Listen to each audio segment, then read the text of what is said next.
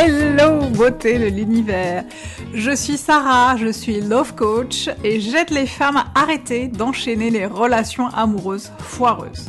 Dans ce podcast, je partagerai avec toi mes expériences, celles de mes clientes, des conseils et des astuces pour créer la vie amoureuse de tes rêves et reprendre le pouvoir sur toutes les sphères de ta vie. Je te donnerai toutes les clés qui te permettront de transformer ta vie amoureuse, mais pas que. Alors installe-toi confortablement et c'est parti pour un tour. Coucou beauté de l'univers, j'espère que tu vas bien, je suis ravie de te retrouver pour ce nouvel épisode du podcast Tu mérites un amour.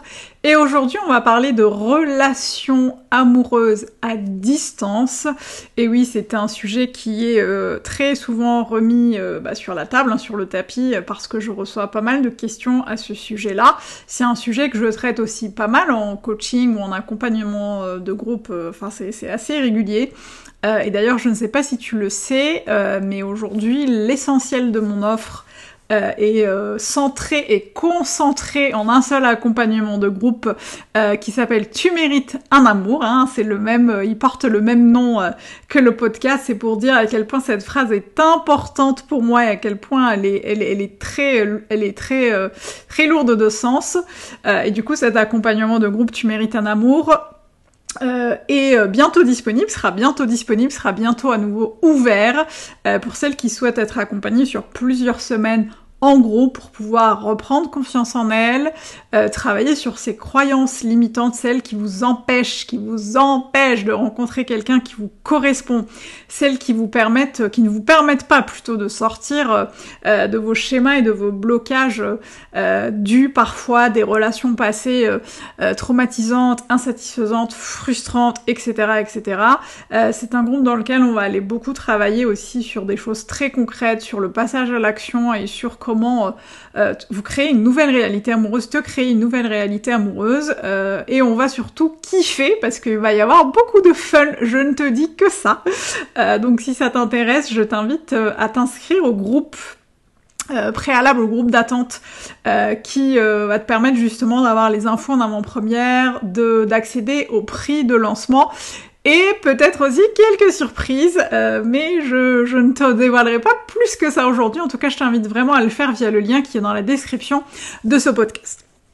Et donc, je reviens au sujet du jour qui est... donc la question qu'on pose souvent, c'est est-ce que la relation à distance fonctionne réellement ?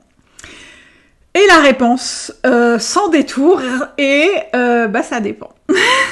Ça dépend. Mais bien sûr, je ne vais pas te laisser avec cette réponse. Je pense que tu veux que je développe, n'est-ce pas ? Tu veux que je développe un peu plus le fond de ma pensée. Alors effectivement, ça dépend de plein de choses. Déjà, ça va dépendre de deux axes assez importants. C'est de savoir si les couples qui vivent une relation à distance, si ils sont ensemble depuis longtemps, c'est-à-dire que c'est important de savoir déjà dans quelle catégorie tu te situes. Est-ce que tu es dans une relation amoureuse depuis un certain nombre de temps, un certain nombre de mois, voire un certain nombre d'années, et ensuite la distance s'est imposée à un moment à vous, ou est-ce que tu es dans la deuxième catégorie, c'est-à-dire que la relation a débuté à distance, ou en tout cas elle s'est prolongée à distance dès le début de la relation. Et pour moi, c'est deux choses... deux axes finalement à développer de manière séparée.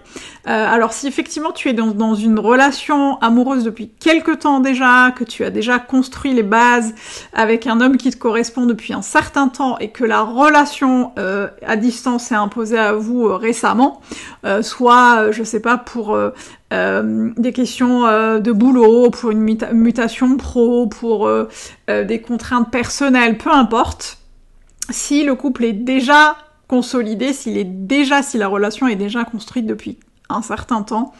Ce qui va être super important, c'est vraiment de prendre toutes vos décisions à deux. Justement, en ce qui concerne cette relation à distance, de faire des bilans assez complets, de revoir, de checker régulièrement pour voir si vous êtes aligné au niveau de vos envies, de vos projections. Parce que le risque, et ce que je vois souvent, c'est qu'une fois qu'on est persuadé que tout est aligné, que tout est ok, qu'on avance dans la même direction, que ça se passe bien, que tout roule nickel, on va pas forcément venir faire des checks, faire des bilans, faire le point avec l'autre pour savoir si on est toujours sur la même longueur d'onde par rapport à nos envies, à nos projections, etc., etc. Et tu vois, ça, on aura tendance à le faire dans la vie pro, parce qu'on fait très souvent des bilans. Quand on est salarié, on va avoir tendance à faire aussi des évaluations annuelles, des choses comme ça. Mais dans le couple, on part du principe que ça roule tout seul, qu'il n'y a pas forcément besoin d'aller regarder, d'aller checker si tous les voyants sont au vert. Donc je t'invite vraiment à te poser avec ton chéri ou ta chérie pour vraiment checker si ce petit changement de trajectoire vous convient. Ça va être aussi important de parler des risques, parce qu'effectivement la configuration ne sera plus la même. Vous étiez ensemble pendant plusieurs années, plusieurs mois, voire plusieurs années. Vous viviez peut-être sous le même toit, vous partagez peut-être beaucoup de choses, et du coup ça va être important en fait de parler des risques. Quand je dis risques, c'est les éventuelles contraintes qu'une relation à distance peut amener, et vraiment vous sentir prêt aussi à communiquer en cas de difficulté, parce qu'effectivement, tu ne sais pas comment la relation à distance va se passer, peut-être qu'elle se passera super bien, que ça changera pas beaucoup de choses dans votre vie, mais comme de fait c'est un changement, mais comme de toute façon il va y avoir des changements, ne serait-ce que le fait de ne plus avoir son compagnon à côté de soi, c'est un changement, et tout changement implique des changements à lui aussi. Donc en fait ça va être important d'aller regarder un peu les conséquences de ce changement, de communiquer en cas de difficulté, et ne pas attendre finalement la dernière minute quand le bouchon, quand la frustration ou la tristesse ou la colère sont au maximum, pour te dire ah ouais, en fait c'est peut-être le moment d'en parler. Je pense que c'est très important d'en parler, et ne pas justement tomber dans ce truc de ouais mais on se connaît depuis très longtemps, nous ça roule nickel, il y a pas de raison pour que ça ne marche pas.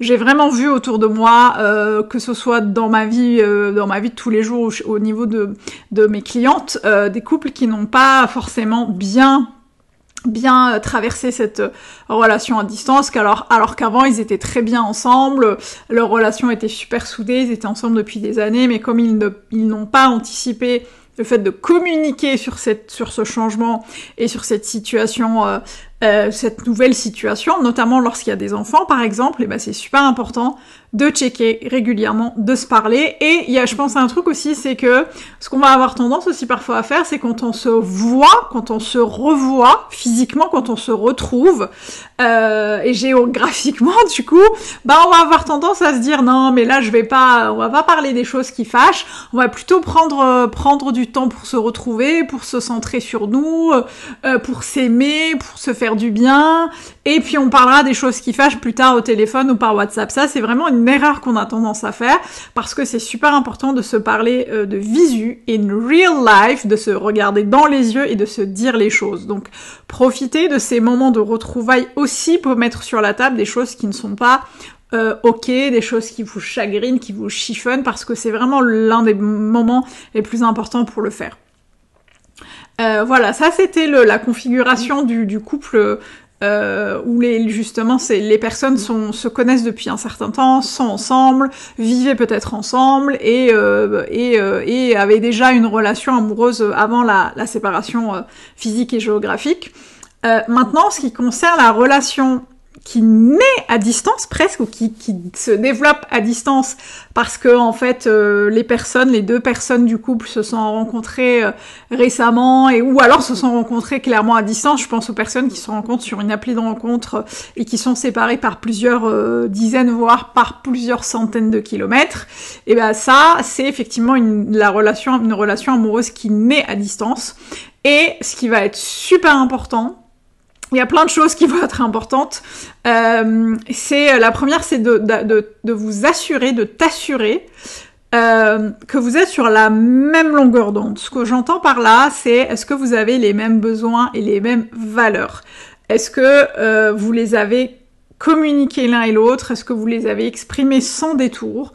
Et ce qui va être aussi beaucoup plus important, c'est de t'assurer toi que tu ne rognes pas sur tes besoins et sur tes envies. Ce que j'entends par là, c'est que si tu es quelqu'un qui a besoin d'être régulièrement en contact avec l'autre, de le voir physiquement, de le toucher, parce que tu es tactile, parce que tu as besoin d'être avec l'autre, parce que tu as besoin de le côtoyer, ce qui est normal et ce qui est ok. Du coup, ça va être important de voir si ça te va, si cette relation à distance te convient, si toi, tu ne rognes pas sur tes envies et tes besoins, et si c'est quelque chose avec lequel tu es complètement ok.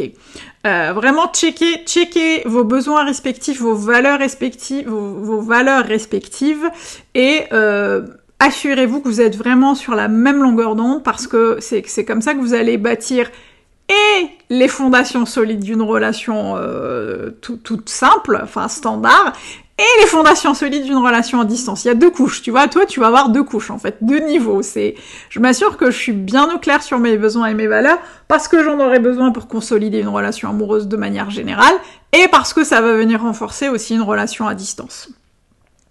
Alors, ce qui va être aussi important, c'est de parler de quels moyens vous allez mettre en œuvre pour que la relation fonctionne. Parce que c'est bien beau de dire « Ah, mais je te kiffe trop, je t'aime trop, enfin trop, je t'aime, je te kiffe, j'ai envie d'être avec toi, c'est trop génial, non mais moi la relation à distance ne me fait pas peur, c'est bon, c'est parfait, on y va ». Mais si tu fais ça sans mettre en place des vraies actions, sans parler des moyens que vous allez mettre en place pour que la relation fonctionne, il peut y avoir un risque, parce que quand je dis moyen, c'est combien de fois par mois on va se voir, à quel moment on va se voir, combien de temps on va se voir, est-ce qu'on va s'appeler tous les jours, est-ce qu'on va pas s'appeler tous les jours. Alors j'entends d'ici des personnes dire ouais mais tu vois si tu cadres trop, il y a plus de spontanéité, mais du coup tu sais jamais ce que la vie te réserve. Justement, comme tu ne sais pas ce que la vie te réserve et comme il va y avoir énormément d'imprévus par rapport à la distance, comme il va y avoir aussi beaucoup de choses que tu ne verras pas, que tu vivras toute seule de ton côté, qui vivra tout seul de son côté, comme il va y avoir parfois des moments et c'est normal, hein, c'est humain, des moments de doute, de peur, de tristesse, de réflexion, c'est normal parce que cette relation est en train de se développer avec la distance, et c'est important de se dire, ok, comment on cadre le truc, comment on pose des limites. Et c'est super important parce que c'est ça qui va vous permettre aussi d'être dans la flexibilité et de vous dire, ok, on a prévu ça, on a prévu par exemple de se voir tous les week-ends, mais ce week-end-là, on peut pas, c'est pas grave, mais c'est comme pour tout, si t'as pas un cadre défini, tu peux pas l'élargir, tu peux pas jouer avec et tu peux pas le contourner. C'est exactement la même chose pour la relation amoureuse. C'est important de poser vos limites. C'est important de poser un cadre et de vous y tenir autant que faire se peut. C'est important de parler des moyens que vous voulez mettre en place tous les deux pour que la relation fonctionne et pas juste dire « Ah, j'ai envie que ça fonctionne ». C'est comme pour tout, si t'as pas un objectif bien établi, si tu mets pas en place des actions en face de ces objectifs, et si tout ça n'est pas en accord avec ta vision, avec tes projections, ça ne marche pas. Et ce qui va être aussi super important, c'est de parler de vos frustrations et de vos peurs. Régulièrement, et encore une fois, je le répète, c'est super important de le faire et de ne pas se dire ouais, mais c'est pas le moment, là on se retrouve, on est bien, on s'est retrouvés, mais du coup c'est pas le moment de parler de ça. Au contraire, c'est vraiment super important de parler de vos contraintes, de vos frustrations, de vos peurs, parce que vous allez peut-être vous rendre compte que vous avez les mêmes. Vous allez peut-être vous rendre compte qu'au contraire, vous en faites, vous êtes en train de surréfléchir, de overthink le truc, alors qu'en fait, il n'y a pas grand-chose en fait de grave ou de compliqué. Posez des mots en fait sur vos émotions. Posez tous les deux. Hein. Quand je vous vois, c'est parler vraiment toi et ton compagnon ou ton chéri ou ton mari. Posez vos mots, posez des mots sur vos frustrations, sur vos peurs, et régulièrement, dès qu'il y a un truc. Alors, il s'agit pas d'assaillir et d'accabler l'autre à longueur de journée parce que la relation à distance te pèse, mais c'est pour ça que je te parlais d'être super au carré sur tes besoins et tes valeurs et d'être ok avec tout ça. Mais ça n'empêche pas de parler de ces frustrations et de ces peurs régulièrement. Vraiment, je t'invite à le faire. Et dernière chose aussi, je finirai là-dessus, c'est de parler de l'après. Parce que là aussi, la relation à distance, quand on est d'accord, on se dit allez go, on essaye, on verra ce que ça donne. Sauf que ce qui va être super important, c'est de parler du cadre de cette relation. Combien de temps ça va durer, la distance ? combien de temps on va pouvoir gérer la distance de telle ou telle manière.